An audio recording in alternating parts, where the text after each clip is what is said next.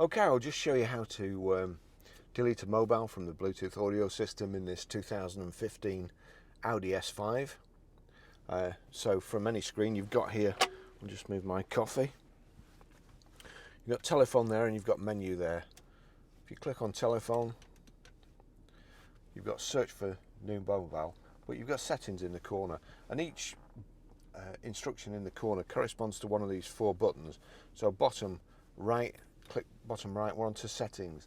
Then you've got Bluetooth, so we turn that down to Bluetooth, click the center, Bluetooth. Then if we wind down, Bluetooth discoverability, Bluetooth audio player, find Bluetooth devices and bonded Bluetooth devices. So on to bonded Bluetooth devices, click the center button. You see there Barry's iPhone 12. If I click on that, it gives you the option to delete it. Click delete, and then we just have to select yes, turn the rotary control, and then click in the center to delete it. Okay, I'll just show you how to pair a mobile to the Bluetooth audio system in this 2015 Audi S5.